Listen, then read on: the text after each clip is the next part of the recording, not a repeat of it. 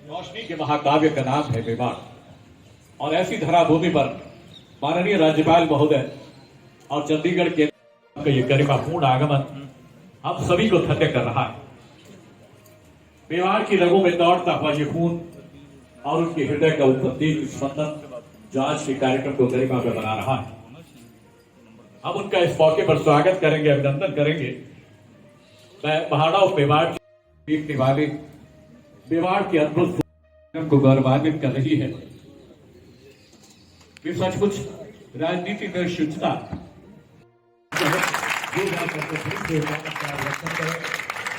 और शाल उठाकर अब आपकी इस अद्भुत व्यक्तित्व का और आपके कृतित्व का, आपकी कर्मनिष्ठ जीवन यात्रा का और आपके इस अद्भुत आगमन का हृदय से अभिनंदन करते सभी व्यक्तित्व जिन्होंने हमेशा सेवा के अनेक महाकाव्यों की रचना की है।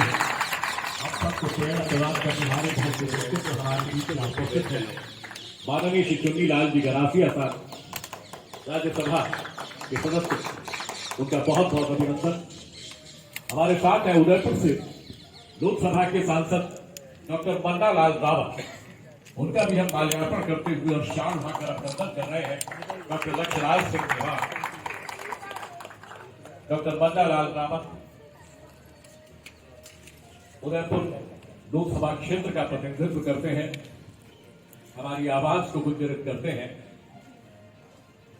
हम स्वागत करेंगे, अभिनंदन करेंगे उदयपुर शहर के विधायक श्री ताराचंद जी जैन साहब का, आपका भी माल्यार्पण करते हुए और शाल उड़ाकर अभिनंदन करने का गौरव हमें प्राप्त होना है।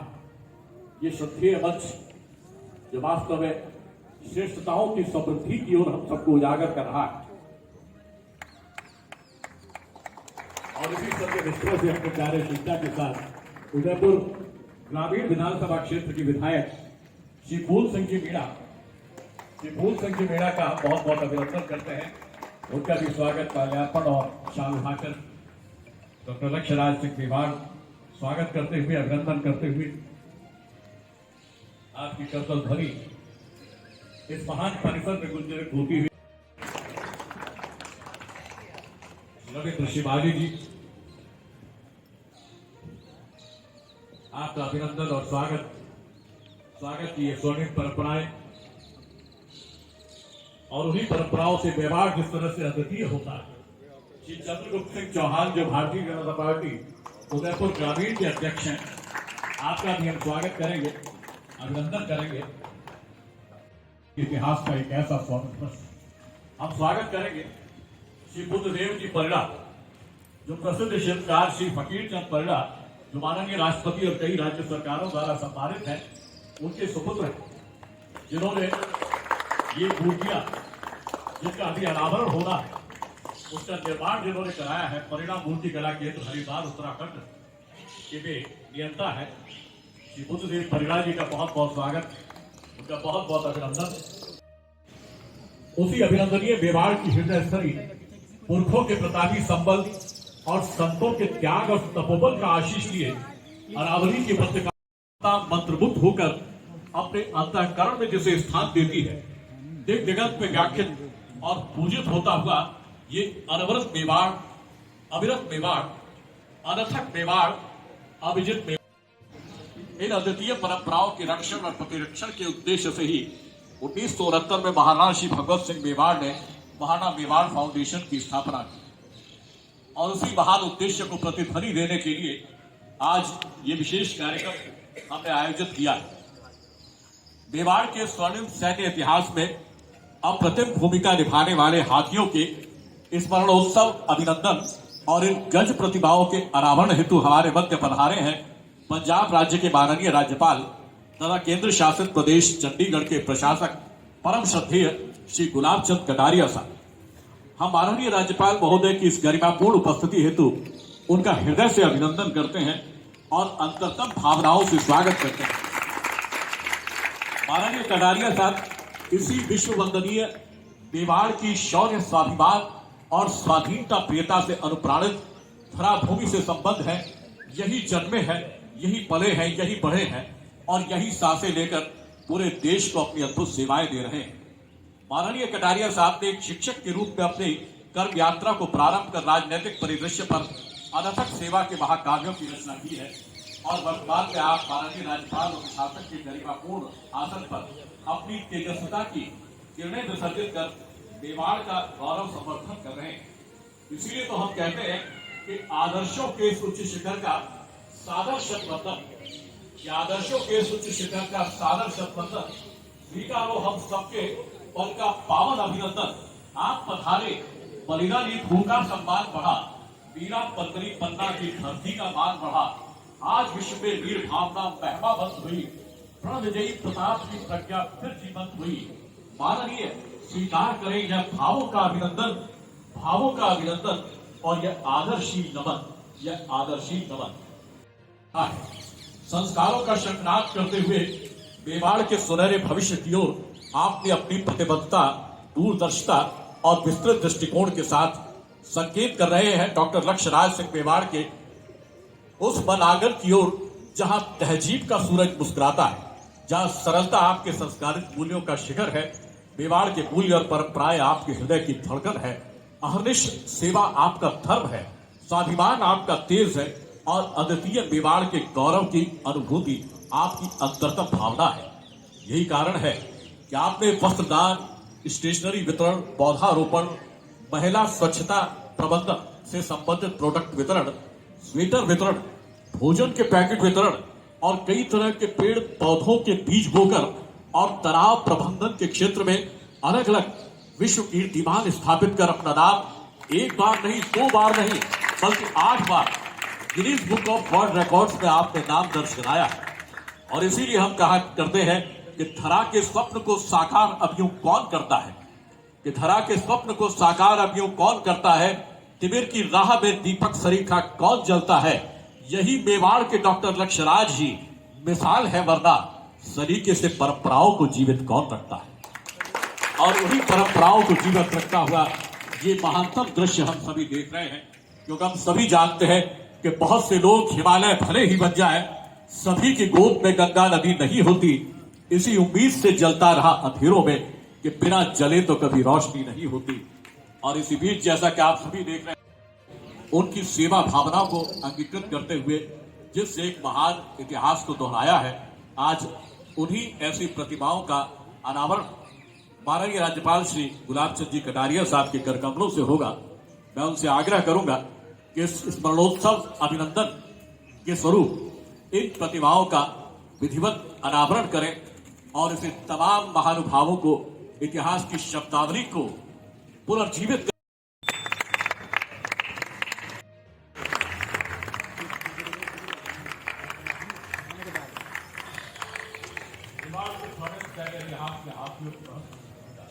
और हाथी अगर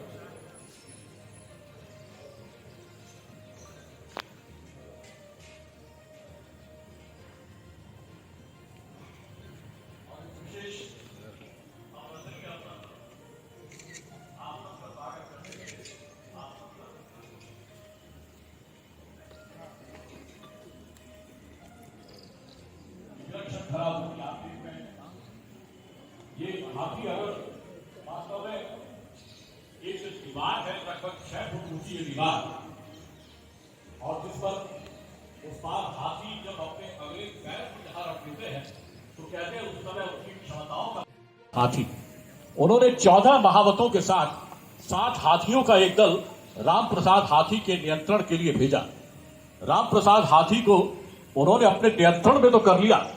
जब वो मुगल सेना में राम प्रसाद हाथी को ले जाया गया और अकबर ने उनका नाम पीर प्रसाद रखा, लेकिन देखिए किस तरह से वो हाथी भी मेवाड़ की मातृभूमि के प्रति अपने कर्तव्य को समझता है।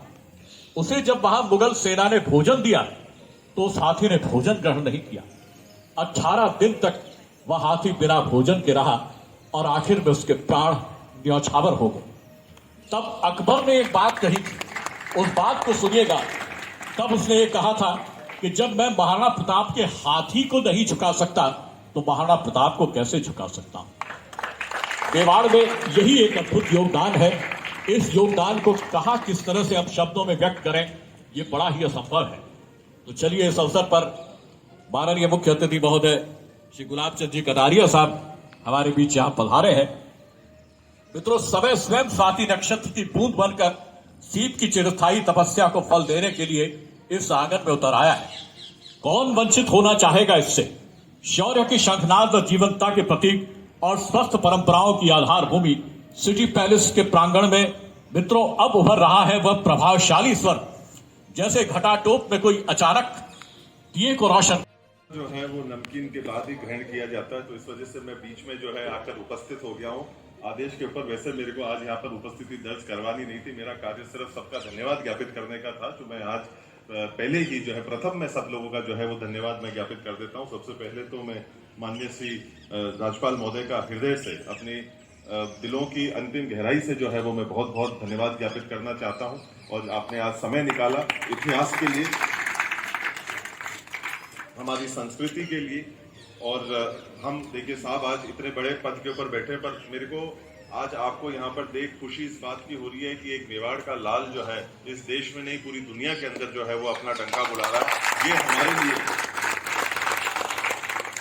और आपके कर कमलों द्वारा इस काम को जो है वो किया जा रहा है। ये हमारा भी जो है वो मनोबल को जो है वो बढ़ाता है, हमारे भी जुझारूपन को जो है और जो है वो तेजित करता है कि हम लोग उसी प्रकार से उसी जोश और उत्साह के साथ में जो है वो आगे बढ़ते रहें। साथ ही साथ जो है वो मैं माननीय राज्यसभा सांसद का भी जो है वो बहुत बहुत धन्यवाद ज्ञापित करना चाहता हूँ।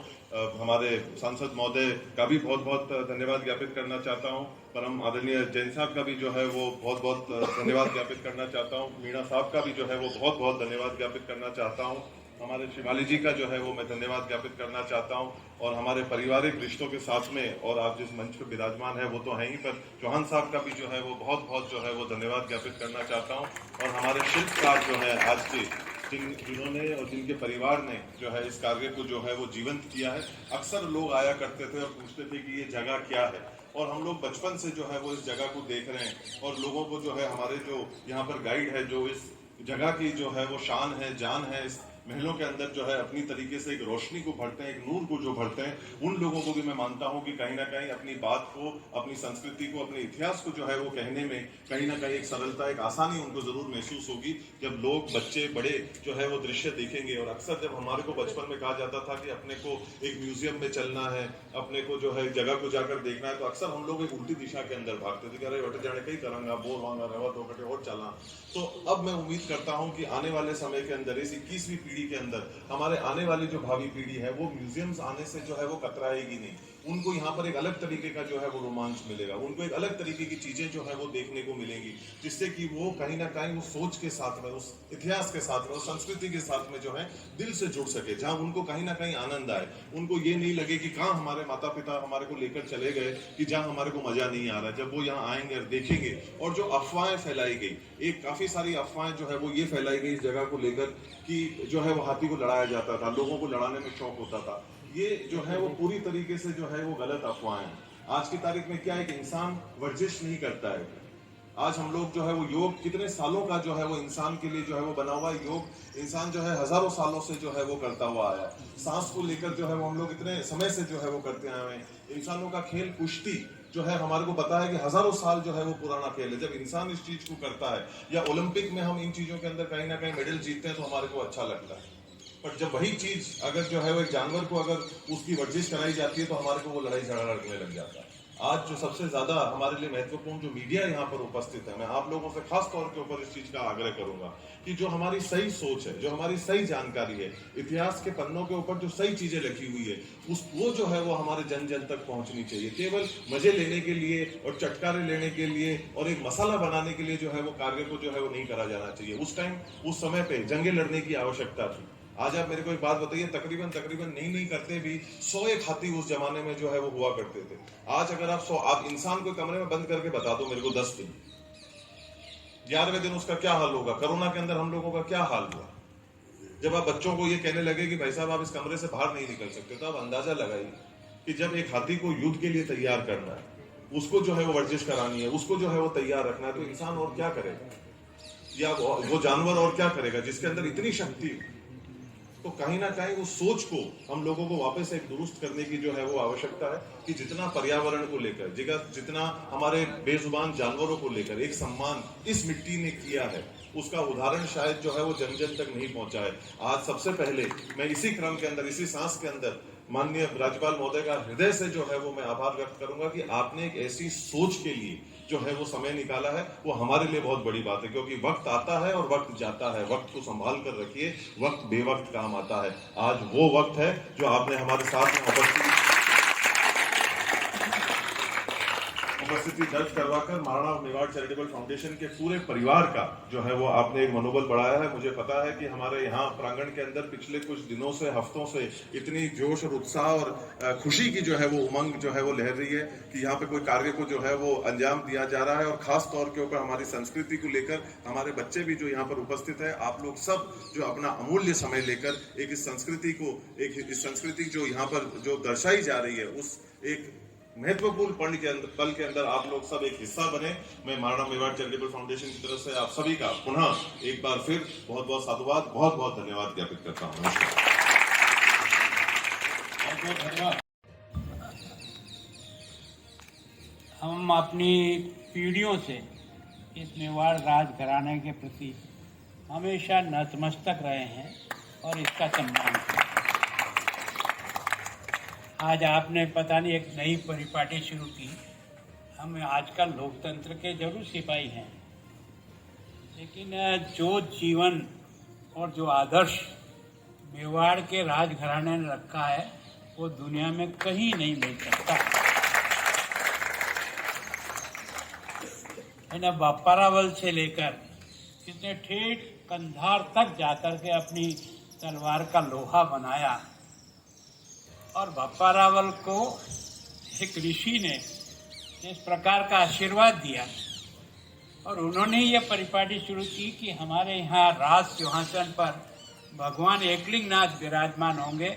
हम तो केवल और केवल उसका सेवा करना है और इसको चलाएंगे। मैं सोचता हूँ कि वास्तव में आज आपने हमारा बड़ा मन रख कर के जनप्रतिनिधि होने के नाते स्वागत किया, लेकिन मैं सोचता हूँ कि आज उल्टा काम हुआ है। स्वागत करने का काम हम लोगों का है, इस कारण से नहीं कि लक्ष्यराज सिंह जी यहाँ विराजमान हैं, इसलिए कि आप मेवाड़ के उस कुल के दीपक हैं जिसने वास्तव में दुनिया का इतिहास बनाया है। ऐसा इतिहास शायद ही कहीं किसी को लिखने का मौका मिला होगा।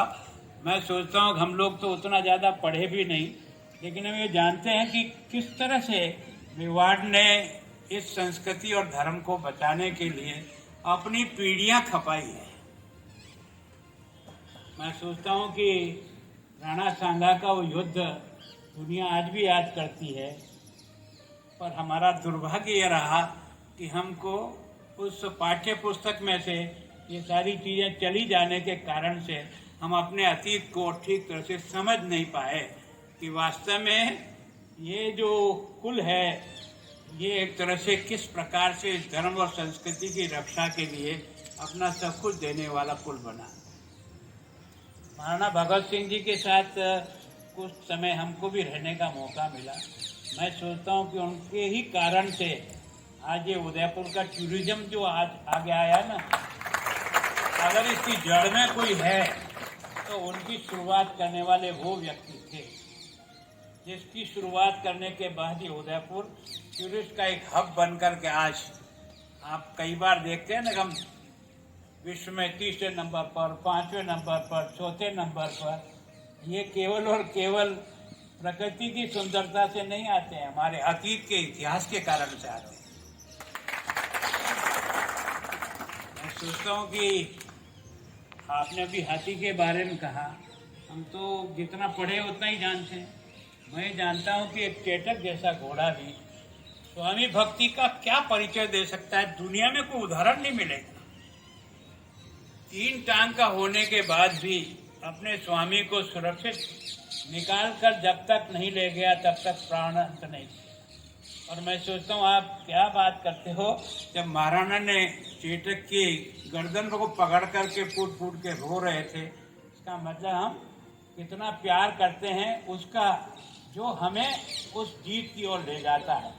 तो वास्तव में हमारा इतिहास तो बहुत ही देदीप्यमान है। मैं सोचता हूँ कि अब आप सोचो, एक पन्ना धाय जैसी एक साधारण सी महिला ने कहाँ से प्रभु स्प्रिंग जी ने दिमाग लगाया होगा, कहाँ से उसकी बुद्धि में आया होगा, कोई आप और हम भी विचार नहीं कर सकते कि जैसे बलवीर के सामने जब यह आ गया कि इस सिंहासन को हमेशा के लिए खत्म कर दो, तब उसने एक तरह से उदय सिंह जी को समाप्त करने के लिए जिस प्रकार से महलों से निकला था, और एक कैसी माँ है जिसने अपने चंदन को उनकी जगह सुला करके उसके 2 टुकड़े होते हुए देखे। दुनिया में शायद कोई ऐसी माँ नहीं होगी जो अपने बच्चे को कटते हुए देखने के बाद भी आंख में 2 बूंद आंसू नहीं निकाला, और उसके कारण से वास्तव में एक ऐसा इतिहास बन गया जो शायद वो कहीं बैठने को मिलता है। तो आप बहुत गौरवशाली इतिहास के, हम सब लोग तो आपके ही द्वारा तैयार किए हुए लोग हैं। ये बात जरूर है कि आजकल हम इस लोकतंत्र में उस जगह जाकर के बैठ गए, इसका मतलब मेवाड़ का जो गौरव है वो न हमारे मन में कम हो सकता है, न दुनिया के मन में कम हो सकता है। आपका बहुत बहुत धन्यवाद। अभी भाई चुनीलाल जी राज्यसभा सदस्य हैं, मनालाल जी लोकसभा सदस्य हैं, ताराचंद जी विधानसभा के हैं, और फूल सिंह जी और हमारे दोनों अध्यक्ष श्रीमाली जी और चंद्रगुप्त सिंह जी के पिताजी हमारे जनसंघ के एक तरह से आधार स्तंभ हैं, और आपके यहाँ राजघराने में काम करते हैं। जब पार्टी ने इनको आदेश दिया कि आपको चुनाव लड़ना है, तो हजूर के पास गए। हजूर कहा कि मेरी पार्टी ने मुझे कहा है वहाँ से चुनाव लड़ना है महाबली से। उनका भैया नहीं, 2 काम नहीं हो सकते, चुनाव लड़ना तो चुनाव लड़ो। कि हजूर मैं आपका हमेशा दास ही बना रहूँगा, पर मैं पार्टी के एक विचारधारा से जुड़ा हुआ, इसलिए मैं चुनाव जरूर लड़ूंगा, और उस चुनाव लड़ करके इस पार्टी को खड़ा करने के लिए जितने किया ना, उनके ही सुपुत्र हैं जो आज हमारे जिलाध्यक्ष के रूप में बैठे। तो वास्तव में ये तो कहानी बहुत पुरानी और बड़ी अजीब सी है। विशेष करके आप सबकी ओर से मैं जो आज हमारे इस आर्किटेक्ट के आधार पर जो इनके पिताजी ने और इन्होंने मिलकर के परिवार ने काम किया, हम सारे उदयपुर वासी और सब मेवाड़ के लोग आपका बहुत बहुत स्वागत और अभिनंदन करते हैं। आपके पिताजी आ नहीं पाए बीमारी के कारण से, लेकिन उनको हमारी बात जरूर पहुंचाना कि आपके कारण से आज इस कार्यक्रम में हम सब लोग यहाँ उपस्थित हुए हैं। मैं सोचता हूँ कि मेरे पास शब्द नहीं है कि आज पता नहीं लक्ष्मणराज सिंह जी आपने सोचा क्या है।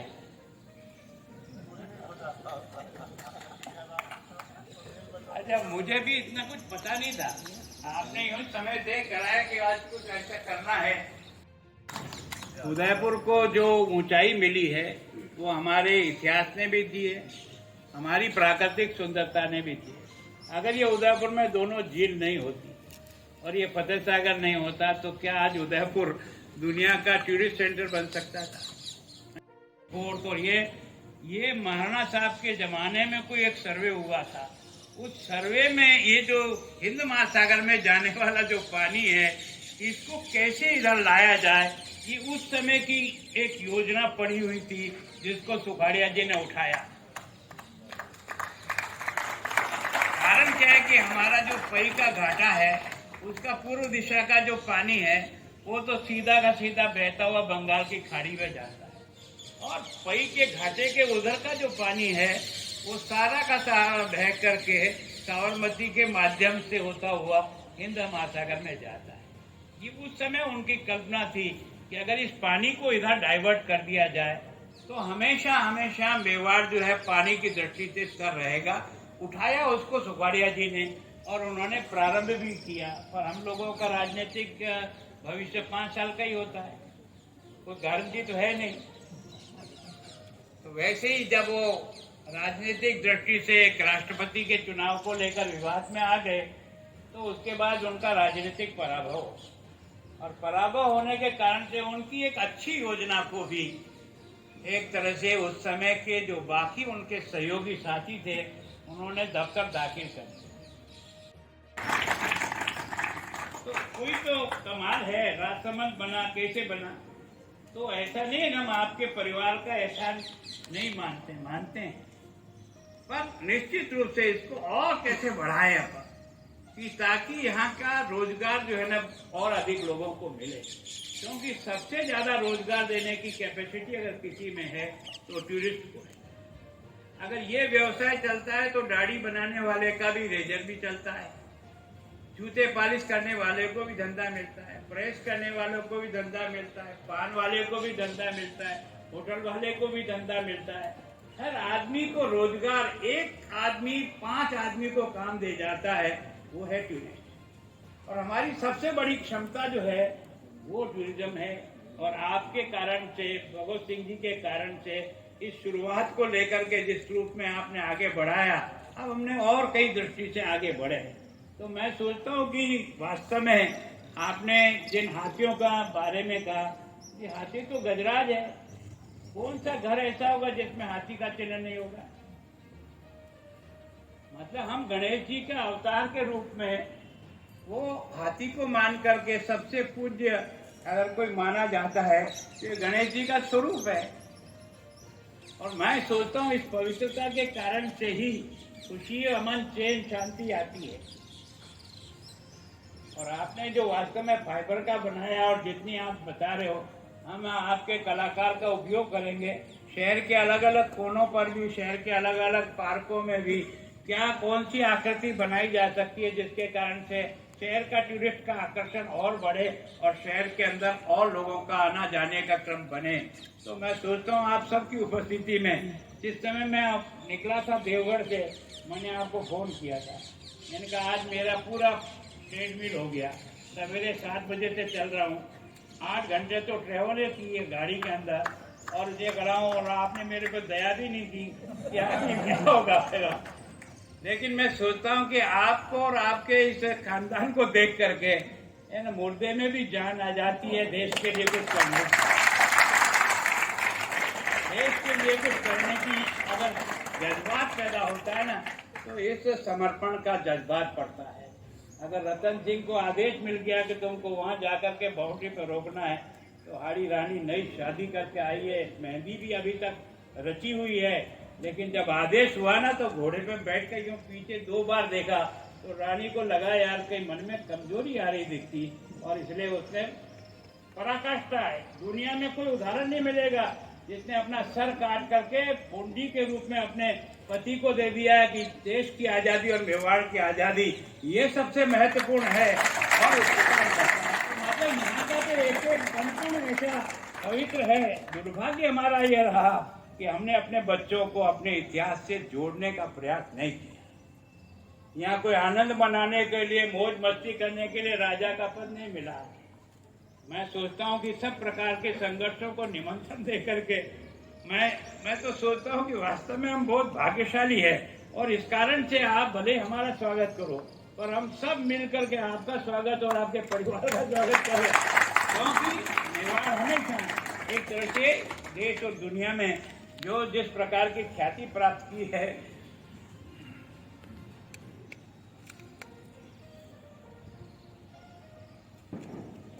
ये मेरे बस का रोक तो मैं आप सबका भी बहुत धन्यवाद करता हूँ कि आप सब ने उपस्थित होकर इस कार्यक्रम को इस रूप में बढ़ाया। पर ये उपस्थित होकर के नहीं, मेवाड़ की मान मर्यादा और अनुशासन के साथ जी करके कुछ करने का भी मन में निश्चय करेंगे, तब जाकर के हम वास्तव में इस कुल के प्रति अपनी एक तरह से सम्मान जाहिर कर सकेंगे। मैं आपका, पूरे परिवार का और प्रारंभ से लेकर आज तक जितने लोग हुए हैं उन सबको बहुत ही बहुत नमन करता हूँ। आप सबको धन्यवाद। श्रव्य माध्यम से हो या लेखन मुद्रण मीडिया से हो, अब समस्त ऐसे माध्यमों से पधारे हिमाचल यमुना गंगा उज्जल जलधि तरंगा। गजराज प्रतिमाओं के सम्मुख एक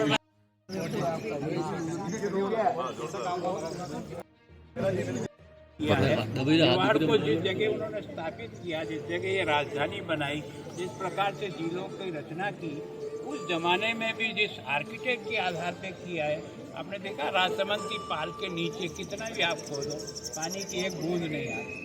जयसमंद की इतनी छोटी सी पाल है कि कितना बड़ा पानी का संग्रह कर रहा है। और यहाँ की जो जिले हैं ये वास्तव में उदयपुर की सुंदरता को भी बढ़ाती है और हमें बताती है एक कि अगर कुछ समूह चित्र हमारे जो सभी 85 महानुभावों से के लिए करो, ताकि वो इस बात को याद रखे कुछ क्या। तो वास्तव में आज इस कार्यक्रम के माध्यम से हाथियों के जिसके कारण से गजराज को हम सब लोग अपने घर में रखते हैं, अपने घर में भी कोई न कोई लगाते हैं, क्योंकि अपन इसको गणेश जी का ही एक अवतार मान करके इसको बहुत ही सुकनी मानते हैं। तो मैं सोचता हूँ कि उन्होंने इस व्यवस्था को किया, उनका बहुत बहुत है। जैसे आपने काफ़ी सारे प्रसंग बताए और कहा कि इनको इतिहास की किताबों में जगह नहीं मिली, हम पढ़ नहीं पाए। कारण क्या है कि हमारे देश का ये सोच रहा, महापुरुष किसी भी धर्म का अच्छी बात हमें किसी भी धर्म में मिले, उनको हमें अपनी सिलेबस में जोड़ना चाहिए, उसको संकुचित दायरे से नहीं देखना चाहिए।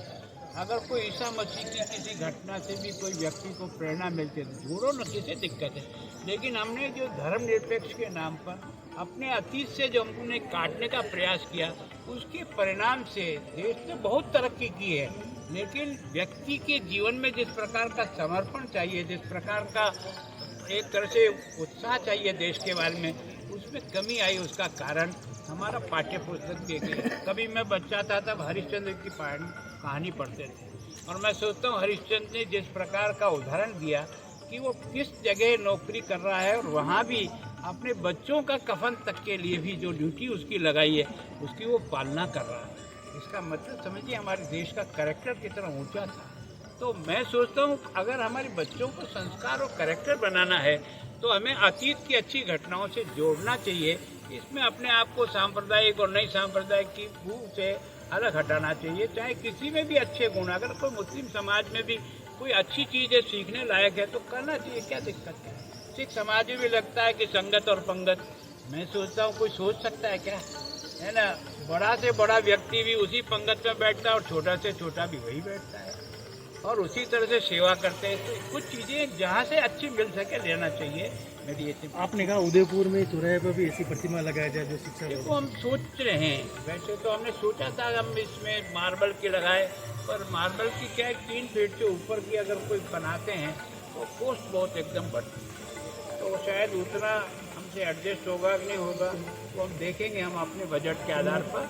लेकिन निश्चित रूप से इस प्रकार के जो एक तरह से हमारे इतिहास को, जैसे अपने चेटक सर्कल से लगाए, मिराज के सहयोग से लगाए, लोग देखते यार ये घोड़े का काय का लगा रखा है, अरे ये घोड़ा नहीं है, ये चेटक है, जिसने किस प्रकार से अपने स्वामी के लिए अंतिम प्राण भी जिसके लिए त्यागे हैं, वो आदर्श है, वो जानवर नहीं है, वो देश और समाज के लिए खपने वाला और स्वामी की रक्षा करने वाला एक उदाहरण है, उसको हमने स्थापित किया।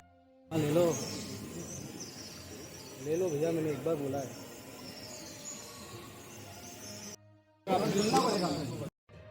सेकंड बार करना पड़ेगा इसलिए शायद आ नहीं पाए। आप 4 इधर से 4 इधर से आ जाओ, सेकंड राउंड का आ जाओ। लास्ट कॉर्नर वाले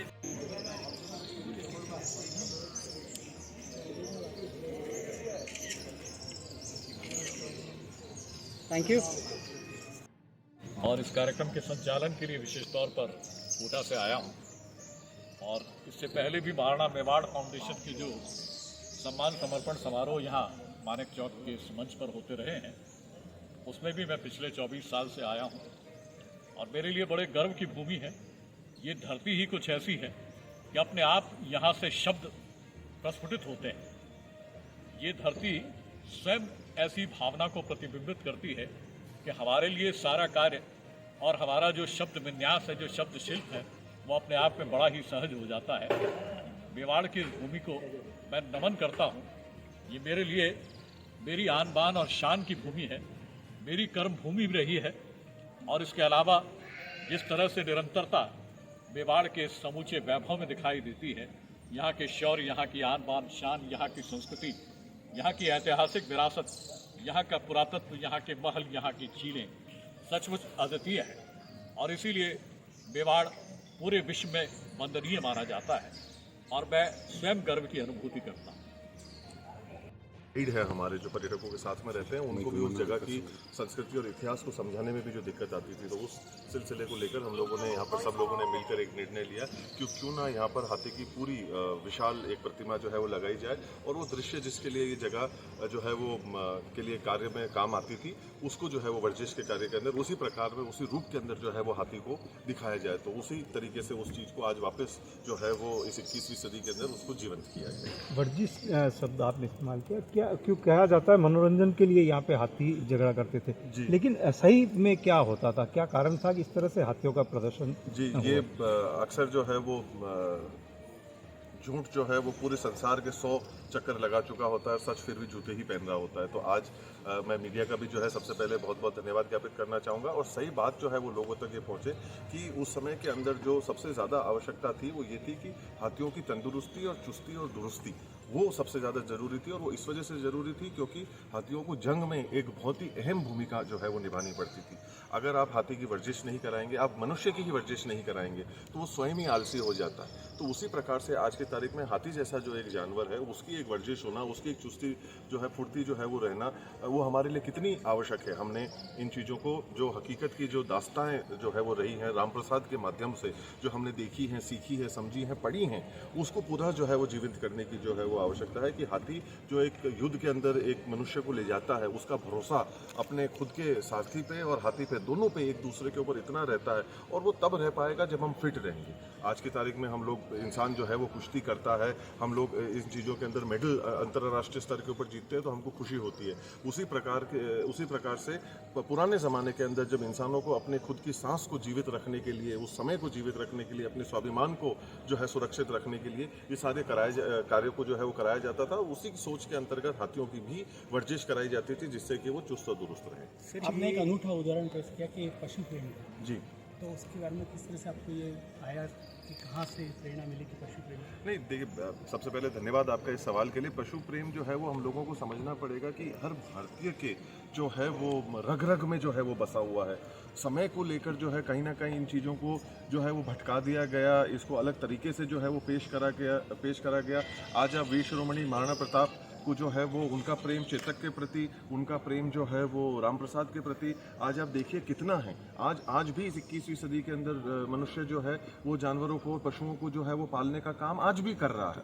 तो वो तो हमको जायज़ लग रहा है। तब के पशु जो थे और आज के पशुओं के अंदर और कानूनों के अंदर फ़र्क आ गया, बट प्रेम में तो फ़र्क नहीं आया ना। हमको ये समझना पड़ेगा कि प्रेम प्रदर्शन का नहीं, दर्शन का विषय है। जब हम लोग इन चीज़ों को जो है समझने का प्रयास करेंगे, जब हम अपनी संस्कृति के साथ में जुड़ेंगे, क्योंकि उस समय पे अगर अपनी जान किसी पर निर्भर करती थी तो अपने पशु पर निर्भर करती थी, और वो एक परिवार का सदस्य था, चाहे वो चेतक था, चाहे वो हमारा हाथी राम प्रसाद क्यों ना था, क्योंकि हमारी पूरी तरीके से जो है जंग उनके ऊपर निर्भर करी जाती थी। तो इन चीज़ों की हम लोगों को कदर करना, और पीढ़ियों से जो है ये सिलसिला जो है वो चलता हुआ आया है, और आज हमारी भावी पीढ़ी जो है, इस 21वीं सदी के अंदर आने वाली जो पीढ़ी है, उसको शिक्षित करने के लिए हमको बहुत सख्त आवश्यकता है। तो उसके अंतरूप भी जो है वो हम लोगों ने इस मॉडल को जो है वो लगाया। सर, ये हाथी कहाँ बने, उसके बारे में? ये एक बहुत ही प्रसिद्ध मूर्तिकार जो है, उन्होंने बहिड़ा साहब ने जो है वो उन्होंने बनाए हैं। ये हमारे हाथी जो हैं एक राष्ट्रपति सम्मानित कलाकार हैं। उन्होंने जो है हरिद्वार के अंदर वो रहते हैं, उन्होंने जो है वो इनको बनाया है। उनके पिताजी ने और उनके पूरे परिवार ने जो है वो इनको मिलकर जो है वो बनाया है। और अन्य मूर्तियां जो है महाराणा प्रताप की, वो भी इन्होंने जो है वो बनाई हैं। तो ये बहुत ही प्रसिद्ध और पीढ़ियों से इस कला को करते हुए आने वाला परिवार जो है, उन्होंने इनको जो है मूर्ति को बनाया। ठीक है।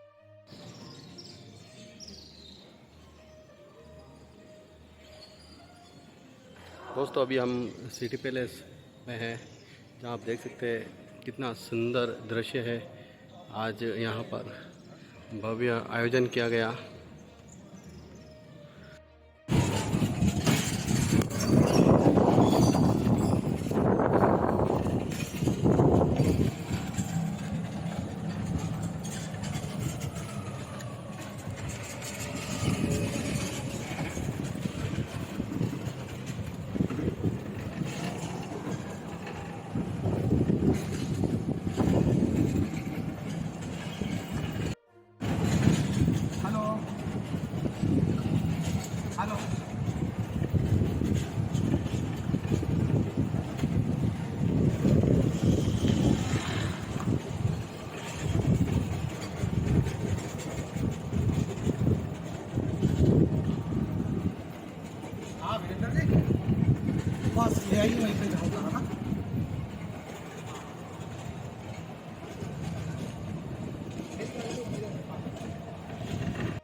यहाँ पर एलिफेंट स्टैचू मेमोरियल का उद्घाटन होने जा रहा है और न्यू एलिफेंट स्टैचू का मेमोरियल देखिए बड़ी प्यारी सी संदर्भ है। आप देख सकते हैं ये सिटी पैलेस पर्यटन करते हुए जो पर्यटक यहाँ तो पर्यटन करते हैं उनसे